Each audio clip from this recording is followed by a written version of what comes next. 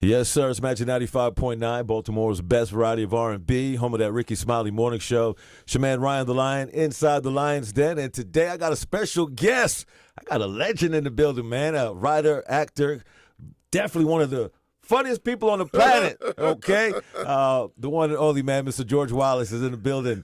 Big George, how are you? Hello, young man. Good to be with you. Good to be in the city of Baltimore. How about that? I'm finally here. I've been here in how many years? I don't know. It's been a long time. Man, well, welcome back. Welcome back. We're glad to have you. It's good to be back, and I just love it here already. And when you come to Baltimore, you can't help but laugh. And you see the signs that Baltimore, Washington International Airport. Okay, BWI. And we all know the only thing international in Baltimore is the House of Pancakes. Let's get that straight right now. But we're here to have some fun and talk about, and it's going to be, I'm at your Comedy Factory, by the way. Yeah, this weekend, so let's talk about that. Well, that's what we make laughs. And I'm going to do some new jokes. They might be funny, might not. I don't care. I just have some fun and sit around and talk. We're going to find out, though. And Marshall Warfield is with me. Can you believe that? That's amazing. Now, somebody else, too. Who else you got and with you? Myra J. from the Tom Jones Morning Show. And Sybil, yeah. So how did all this come together? How did that come to be? I just do crazy stuff. I said, let's go out and let's hit the road. Let's put some things together and let's have some fun. And because we all worked together on the Tom Jones Morning Show many years ago. And plus, I'm always in Las Vegas. So now I'm out doing new jokes and having some fun before I go back into Las Vegas. Man, that's amazing. Well, we're definitely glad you came, glad you brought some friends. And speaking of friends, you got a lot of friends in the industry. One of them, people always talk about your past friendship with Jerry Seinfeld. Oh, you're my best friend for 47 years. We started coming together. Unbelievable. I'm the real George on the show. How about that? That's what I really wanted to ask. I was like, is that for real, or is that just like coincidence? I'm the roommate, not coincidental at all. I am the roommate for 13 years. Wow. I'm the best man in his wedding. So. And I'm the father of his kids. Yes, this is so true. So close. I wish everybody had a friend like Mr. Jerry. Mr. Jerry with his punk ass. Yeah. So I know him very well. And can't get rid of him. How about that? Listen, being in the industry so long, having a friend like that, having such a close relationship, I know you guys shared many moments, great laughter together. You got to give me a Jerry and George story, something funny that happened. Oh, so much happens every day.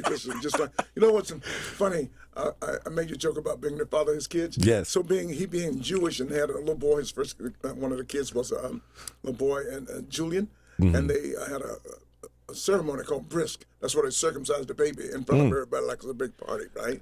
And so, and being an honor, Jerry asked me to hold one leg, and he held one leg while the rabbi did his work, you know?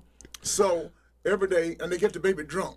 What? They have a party for the circumcision, and they get the baby drunk. They get put wine on a little piece of cotton. What do you call that thing? Wow! Yeah, right. Yeah, Morgan David wine or something like that, and the baby get drunk, and all of a sudden, the rabbi did his little thing, and the babies just go crazy, start screaming, you know, and all of a sudden, and to this day, every day I walk in that house, that little boy look at me like, I know you from somewhere. I know you from somewhere. I guess so. Can't put my finger on it, but yes, you can put your finger on it. Every time you touch yourself, you think of me, right? You crazy, right? But you have so many funny stories just traveling all over the world amazing, together, and it's just fun being. And the richest man in comedy. The richest man in comedy is my best friend. So I take advantage of it, you know. I bet. Yeah. I would too. Yeah, he got a jet, I got a jet. He said to me last week, you know you need to get your own plane. I'm going, what the hell wrong with this one? Why we need two planes? He's got too much money, you know. Right. And when I go to his house, it's just like, when you got too much, money make people do stupid stuff. And you know, the house is so big, when I go to the house and I press a security button at the gate, and the Waze is still giving you directions to the house. And 2,000 feet, you will meet you. And you go in the house and I just look around sometimes. Rich white people, and they eat straight. They order pizza with just cheese on it. Oh, hell no. He gonna kill me. They'll have a dinner, all nice vegetables and everything. And I'm going, where the meat? Where's the beef? And so rich, you go to bed. One night I went to bed. I got up at 3 o'clock in the morning. I went to pee. I came back. My bed was made. A chocolate was on my pillow. This is just too much. That's service. It's a blessing, man. It's a blessing. Man, that is a blessing. And I know you feel blessed, man, because you've been in this industry for decades, man. Like 4 decades plus. Older than you.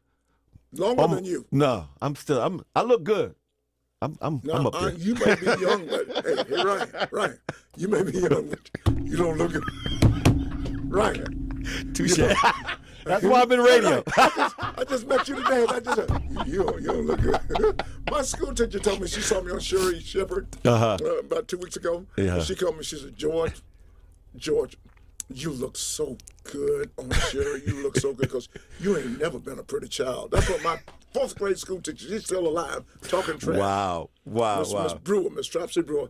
I just love it. I just love what I do and keeping friendship with everybody, just making jokes. I got some, so you mentioned the word blessed. Yes. I'm the most blessed person you've ever met and most successful person you've ever met.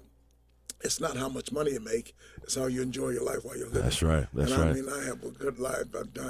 I do radio, I do television, I do everything, and I'm living my passion. That's what I teach the young people. Right. Make sure you enjoy your life. And I thank God. And sometimes I choke up. I choke up right now thanking God for what I do because all I do is lie. I just love to lie, Ryan. It's just, do you ever lie? I've lied before. Okay. You hesitated for a second, and those are the people that are the biggest liars in the world. When you talk to somebody and they say you want the honest truth, or to be honest, those are big liars. Those are big liars. But life is a lie. Everything is a lie. So you know that, don't you? When you There's grow so up many life, lies in the everything world. is a lie. The first day you were born, somebody lied to you. From Santa Claus to the Easter Bunny, you just keep going to.